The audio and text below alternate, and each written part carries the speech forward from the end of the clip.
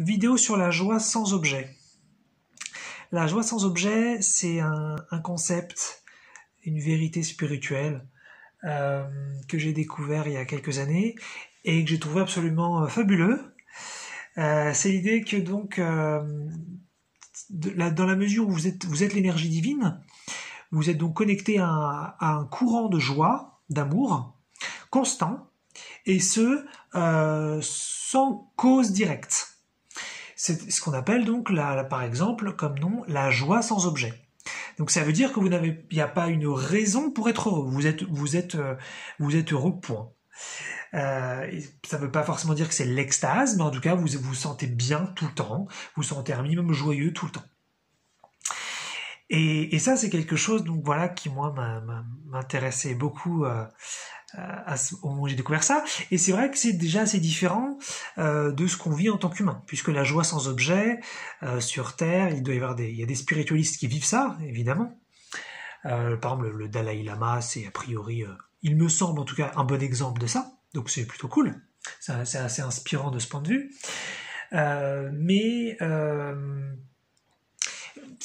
Sinon, les humains non éveillés ou qui essaient de s'éveiller mais qui sont pas arrivés à un stade très très très profond, comme Eckhart Tolle par exemple, eh ben nous c'est plutôt joie avec objet.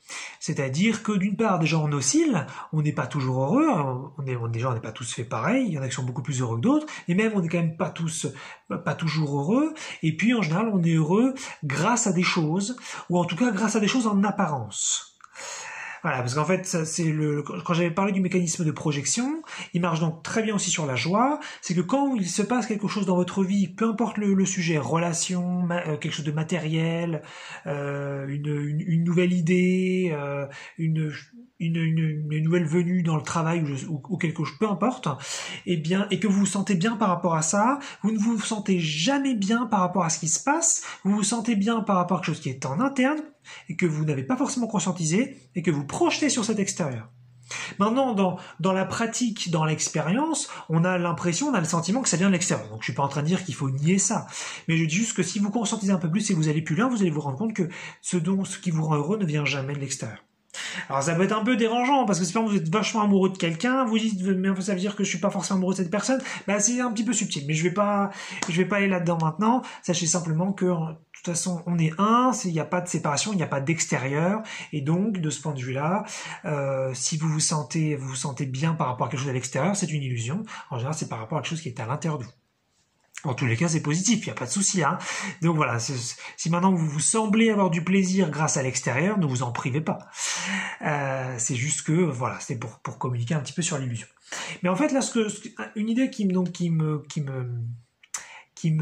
taraude depuis longtemps, c'est donc l'idée qu'on a dans notre société, qui est très très très très très très très très très très très répandue, de se faire du bien.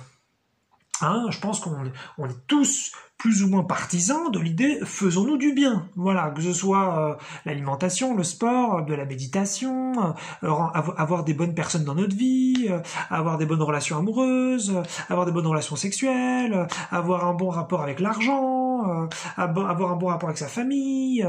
Faisons-nous du bien. Et souvent on dit ah oui, je suis parti en vacances par exemple, ah ça m'a fait du bien. Oh, je suis allé voir tel film, ah ça m'a fait du bien. J'ai fait telle expérience, ah ça m'a fait du bien. Et moi maintenant ça commence vraiment à me déranger, pas me déranger genre ça m'énerve, mais genre ça me titille sur ce que ça veut dire. Et je me suis rendu compte que tant qu'on s'intéresse à se faire du bien, on ne va pas s'intéresser à être bien.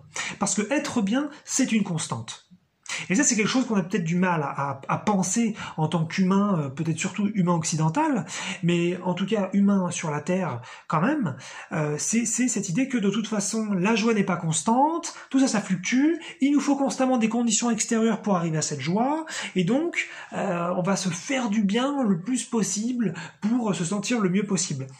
Mais ça, on en revient sur l'idée de la lutte, on en revient à un truc sans fin, où il va falloir se fatiguer constamment finalement à être bien.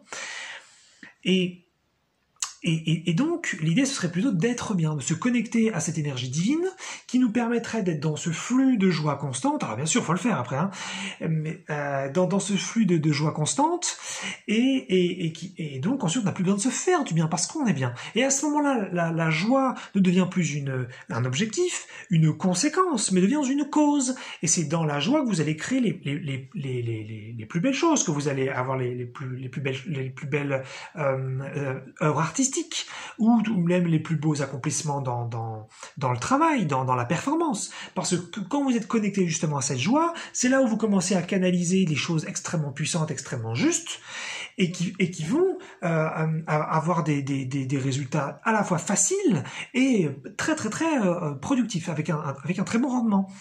Donc l'idée, elle est plutôt là. C'est plutôt que de se dire, je vais faire plein de trucs, je vais me fatiguer, je vais lutter, je vais avoir un rythme, je vais me discipliner, tout ça pour me faire du bien, et avec ce bien-être, je vais essayer de profiter un peu de la vie. C'est plutôt finalement essayer d'avoir cette source, ou en tout cas déjà de s'y intéresser au minimum, comme là je le fais, puisque moi j'arrive pas forcément à m'y connecter, mais de se connecter à d'essayer de se connecter à cette source de joie sans objet, pour ensuite justement être traversé par cette énergie, à défaut bien sûr de décider par soi-même de ce qu'on peut faire, mais au moins d'être traversé par cette énergie qui amènerait donc de merveilleuses canalisations et de merveilleux accomplissements. Donc personnellement, pour résumer, conclure un peu, se faire du bien, pour moi, ce serait une illusion, ce serait la course du hamster, quelque chose finalement qui déclare que nous ne sommes pas du tout connectés au divin et que nous avons oublié finalement qui nous étions, mais être bien, c'est ce que nous sommes. Et nous n'avons plus besoin de nous faire du bien si nous sommes déjà bien. Voilà. Donc, allez bien.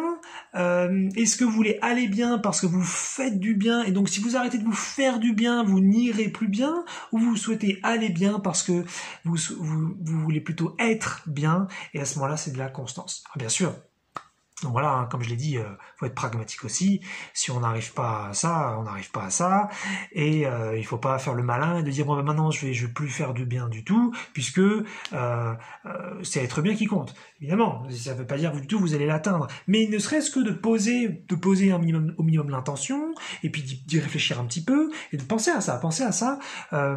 Penser ER, pas penser EZ, penser à ça que, c'est quelque chose de bizarre finalement. Se faire du bien, c'est déjà partir de l'idée que donc je ne suis pas bien, donc je ne suis pas connecté au divin, je ne suis pas connecté à mon essence même, et je vais par des actions et par l'extérieur essayer de me reconnecter un petit peu à cet intérieur. Ce qui marche, mais pour un temps. Et ensuite il faut recommencer, et il faut se faire du bien tout le temps.